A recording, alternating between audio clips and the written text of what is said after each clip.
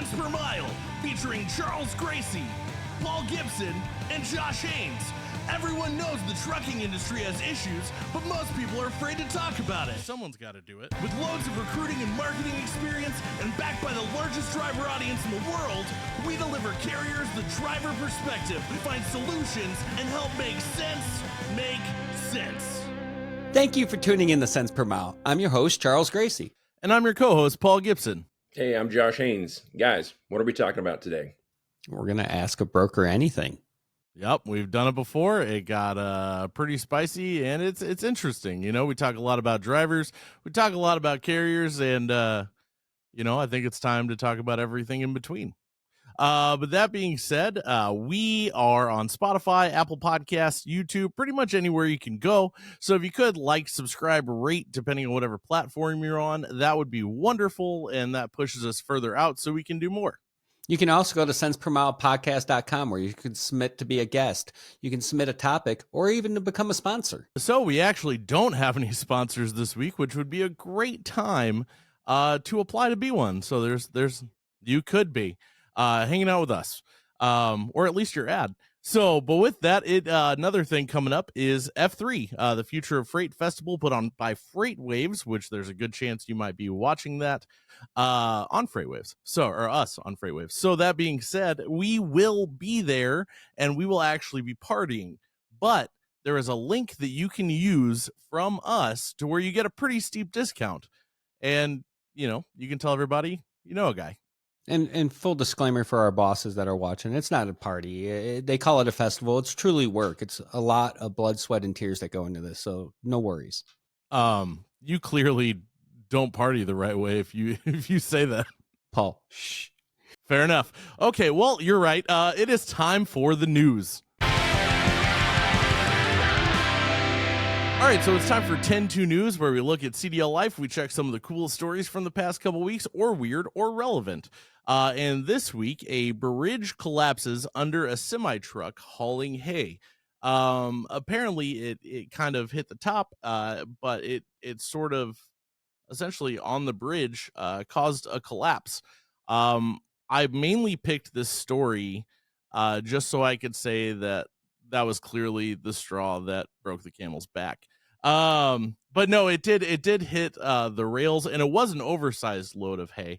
So Charles, what would you do in that situation, having been a driver before?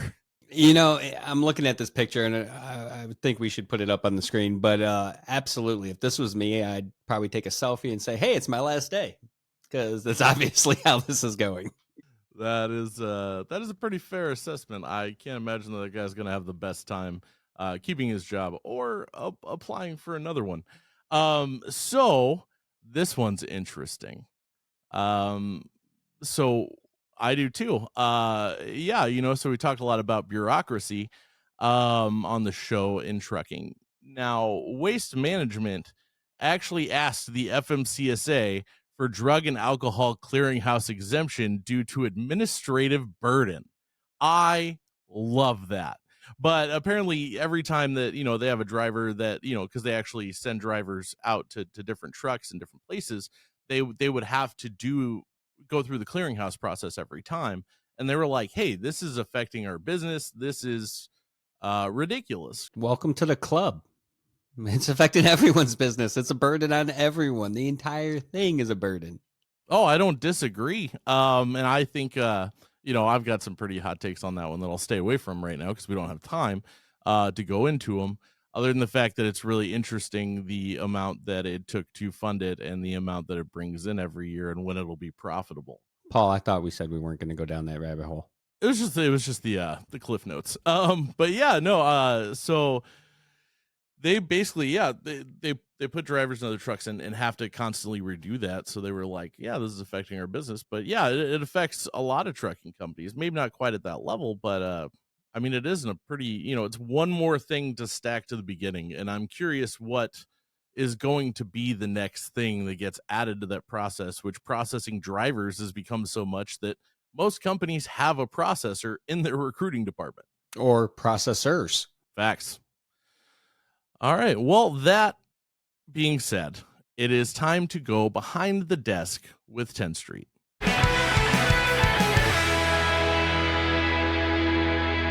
guys, for having me on. My name is Bryn. I am an account manager with Tenstreet, and I just wanted to take a second to talk about Driver Appreciation Week, considering it is right around the corner.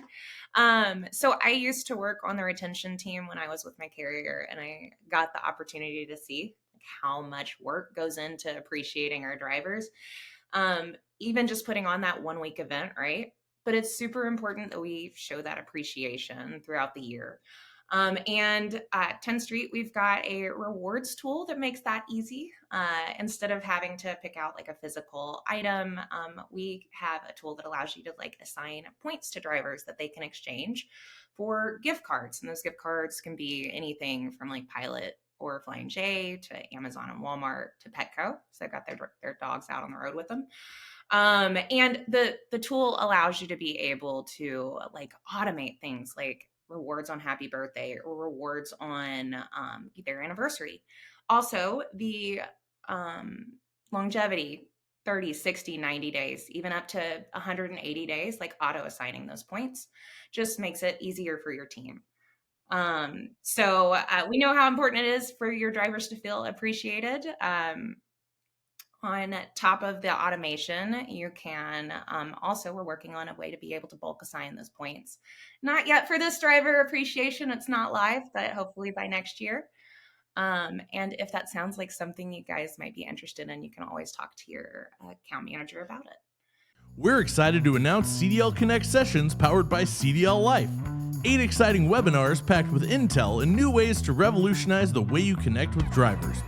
Join us on Thursday, September 12th for our first session, Master Driver Recruitment, a comprehensive maturity model, with the CEO of CDLLife, Kevin Hall. Learn how to evaluate the maturity of your recruiting process and how to set it up for continual improvement. Click the link in the description to register and browse future sessions.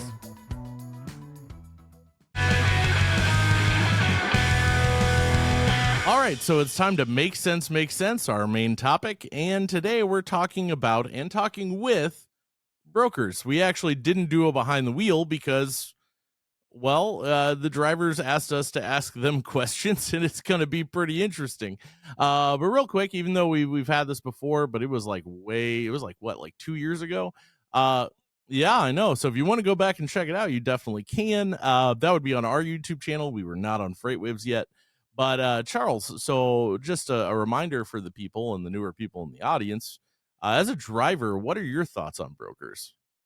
When I was a driver, before I had the exposure I have now to them, I used to think the whole process was ridiculous. I mean, I have to do all this app tracking and all this other stuff, and yet you somehow manage to call me when I'm sleeping. You can clearly see in the tracking that I'm not moving. And then there was a transition period. I actually got out of the truck and I still had brokers calling me for load updates. Like someone goofed up and still had my name attached to loads going around, and I hadn't been in a truck for almost a year after that. So a lot of questions that have been answered since, but it's a lot due to the guests that we have coming on. You know, these are friends of the show, friends of ours, and they do allow a little bit more transparency than what we see in the process. I don't know about that. I feel like Paul is coming on later. The last time we asked him about transparency, he said, if you hate capitalism because broker transparency is socialism. That being said, though, you also pointed out that your name was on those loads, you know, with what we talked about with cargo theft and etc. Last week. If those brokers still had you attached to those loads and something happened with them, would you be responsible for that? No, clearly not responsible, because I can clearly show I didn't get a paycheck. But I mean, that's not indicative of truth either, because a lot of drivers work and don't get paid enough anyway. So that's a whole nother discussion.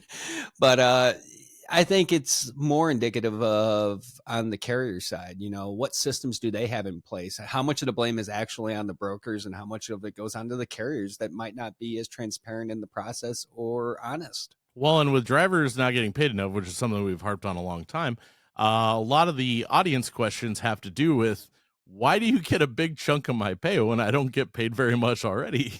If I was a broker, my default would be like, you should talk to the people that you work for. Yep. And by the way, I just, for the guests who are listening who haven't came on yet, We just got to take these shots up front because we got to make it more fun when you come in. But I think it is just about time to bring everybody in. Charles, do you want to introduce them? Yeah. So for our guests that are going to answer your questions, we have Sage from Sage Logistics. We have Paul from Freight Caviar, and we have Robert from Strongest Man in Logistics. That would be Special Agent Sage Smith to get that correct. Continue on. Fact checkers already checking in. Nice. Yep. So, Charles, what's the first question we got from the audience? So the first question we got was, why is your rate so low when fuel prices are through the roof? I think we'll give that one to Paul, since he's a returning guest.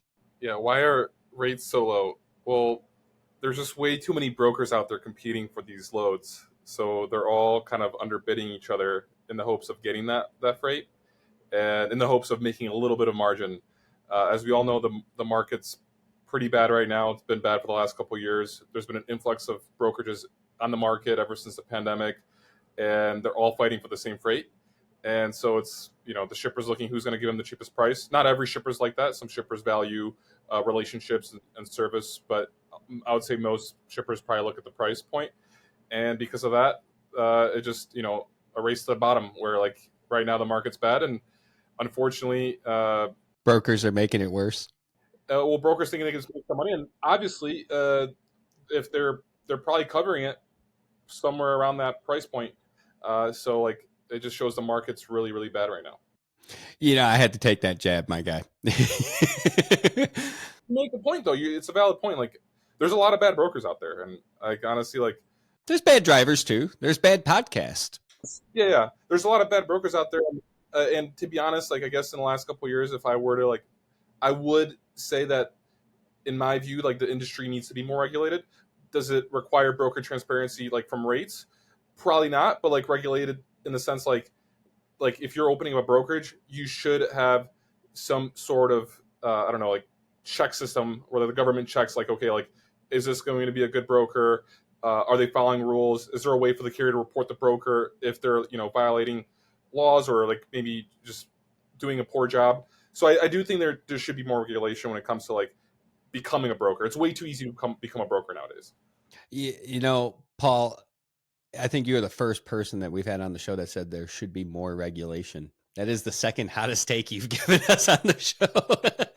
Yeah, I have an interesting view of like opinions because like more regulation kind of sounds a little bit more like socialism. It's not capitalism, right? But when you look at like the industry overall, like you look at like the meat industry, like it's regulated because it's safeguarding our health, right? Like, well, there's like the boar's head situation right now going on in the U.S., which I'm not sure if you heard about that, which is like devastating, and people are dying because of listeria and the meat and stuff like that. But it's like the industry before, I think like Rockefeller or whichever president regulated the meat industry, like the meat industry was a terrible industry because like you get food poisoning from food, and then they regulated it to make sure that to safeguard people's lives. And it's like the same thing. I have the feeling like in logistics and trucking, like we have to be safeguarding, businesses and individuals with all this rampant fraud and, like all the bad stuff that's going on in this industry. There should be some more regulation.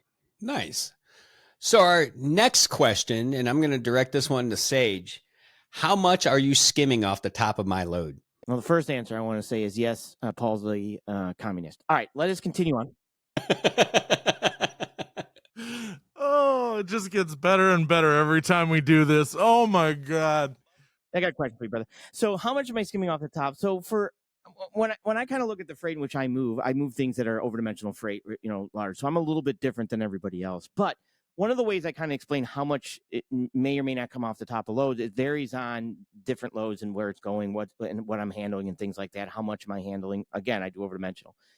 But the best way to interpret like why do I take so much or why am I taking the amount that I'm taking is before that driver even, let's say it's a van load, backs into a door and touches a dock, I have done the things way before they even got that opportunity.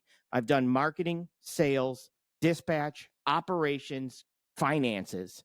I've done all that process before you even backed into the door. right? I've marketed my company. I've done the sales. I've done the operations, determining what piece of equipment. I've done the dispatch, making sure you have all the information that you need. And then I've done the credit checks to make sure I'm going to get paid, to make sure you're going to get paid, right? So this is a process that if you were to hire someone to fill that void, you got to basically hire 5 people to do what I'm doing for you. So when it comes to how much do I take for that process, I take what I believe I'm worth to make sure that the process goes smooth for the drivers that I hire. And it's difficult for drivers to understand that all of that's happening, because a lot of times they have the windshield view of things, but they don't have that top-down view of things. And that's the specialty in which brokers handle, is the actual middle management skill of connecting the drivers, the multiple customers that are in line, because it's not just, shipper, broker, driver, receiver. A lot of times you might have 4 or 5 or 6 different aspects, from engineering companies to project management companies to manufacturing companies to receivers, that are all in that line. So it's putting that management skills together with all those other aspects is the reason I make the money I make. So having owned a business and being on the business side of things, I get that, right? And I totally appreciate that. Cost is time, time is money. That kind of thing. But I guess when you look at it from the top down like that, and you grab all those pieces and put them together, how often are you actually looking at what the driver is worth in the freight that you select to go through that process to get? So for me, what I do differently than the other 2 communists on the panel is how I handle things is I basically say, Yeah. Robert hasn't even had a chance. either way, I basically look at a driver. I don't tell a driver how much this pays. It's the driver's job to tell me.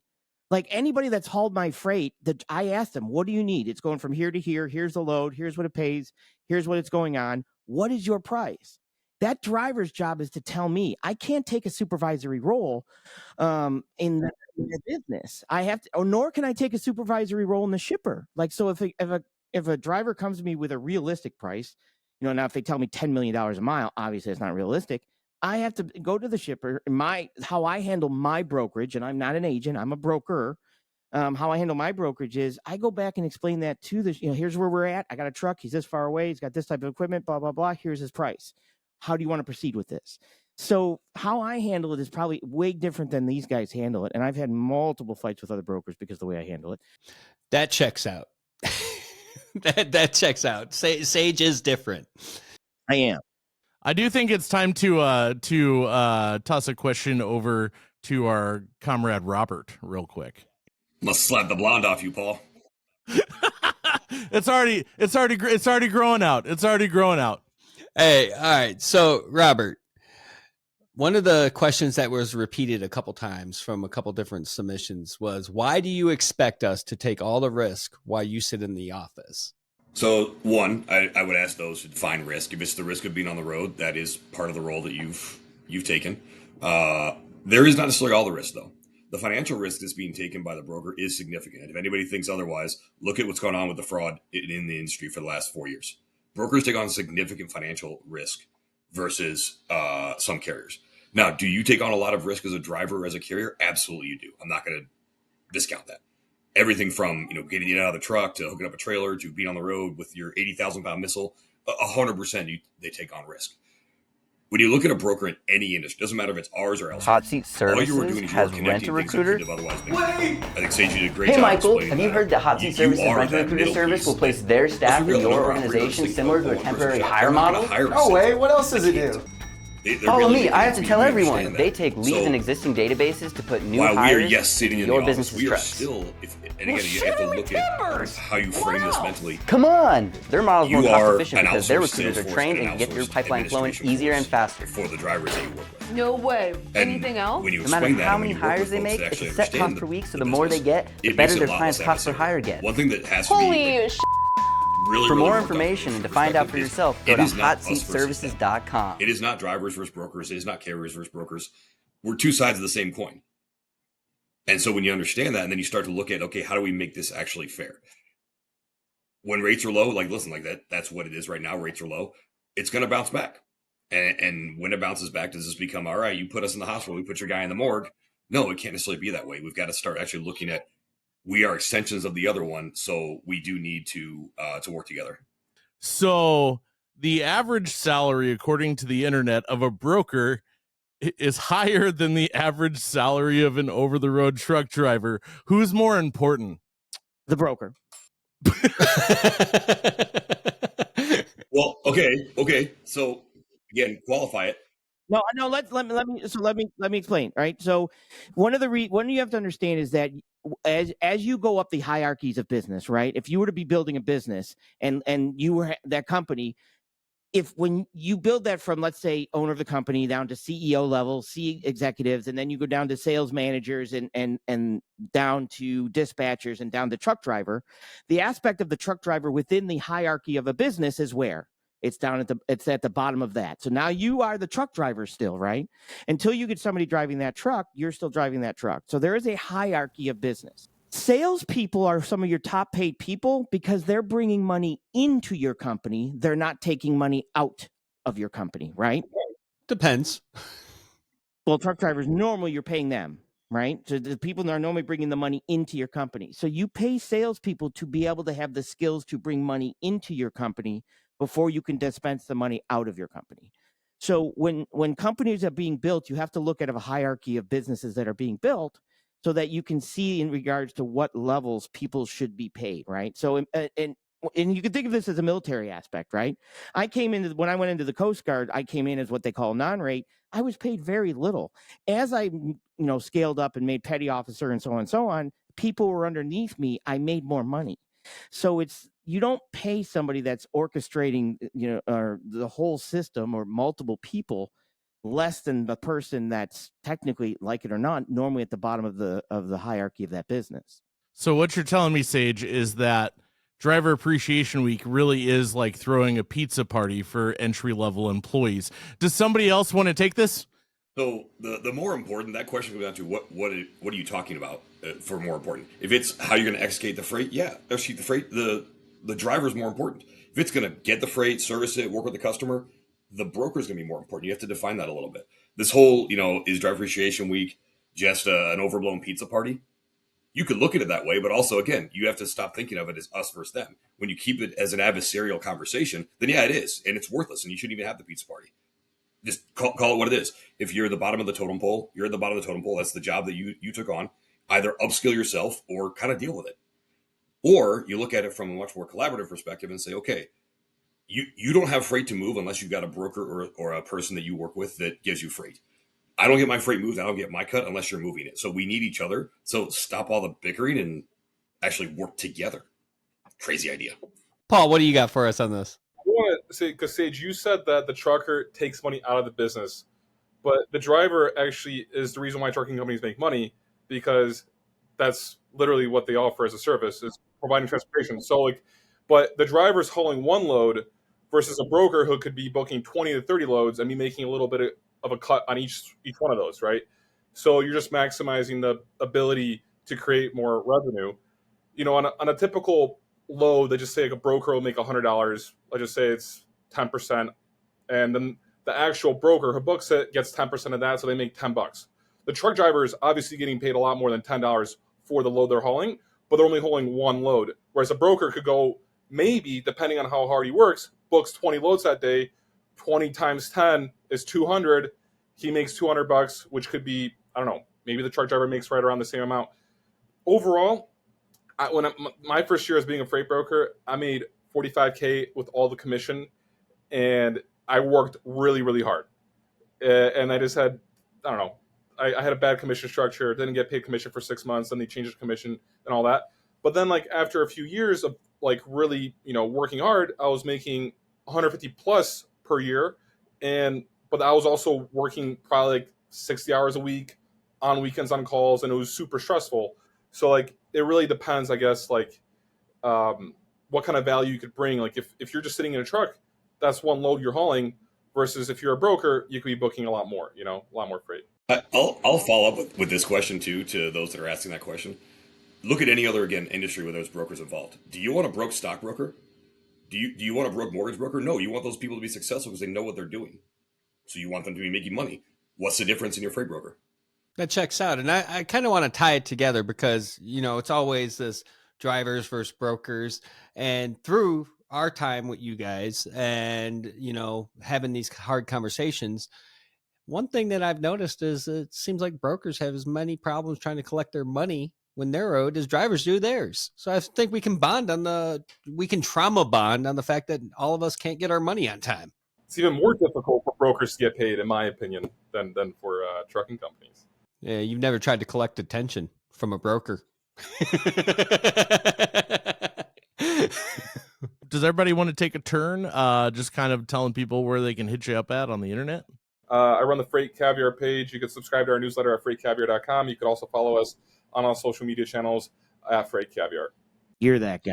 Got it. Now I know. Robert, where can we find you if anyone wanted to reach out? You can find me on LinkedIn, Robert Bain, Strongest Man in Logistics, or with GLCS. You can find me on Instagram at Bain316 or at Strongest Man in Logistics, or you can find me anywhere with this one. Hey, Sage, where can people find you if they wanted to reach out after the show? Yeah, I'm heavily armed, so don't come here. But basically, I'm beyond Sage OutCast on Xbox. I'm sorry, on X, and Sage OutCast on YouTube. Hot Seat Services has Rent-A-Recruiter. Wait! Hey, Michael, have you heard that Hot Seat Services Rent-A-Recruiter service will place their staff in your organization similar to a temporary hire model? No way. What else does it do? Follow me. I have to tell everyone. They take leads in existing databases to put new hires into your business's trucks. Well, shiver me timbers! What else? Come on! Their model is more cost efficient because their recruiters are trained and can get your pipeline flowing easier and faster. No way. Anything else? No matter how many hires they make, it's a set cost per week, so the more they get, the better their client's cost per hire gets. Holy sh**. For more information and to find out for yourself, go to hotseatservices.com. All right, so it's been a great episode. It got pretty spicy, just like last time. It was a little bit shorter, but I found it pretty entertaining. How about you, Charles? Full of great content, great perspectives, and it's all about you putting them together and forming your own conclusion. So I was excited for it. Like all good things, they got to come to an end. Cents per mile's out. Thank you for tuning in. I'm your host, Charles Gracie. And I'm your co-host, Paul Gibson. See you next time.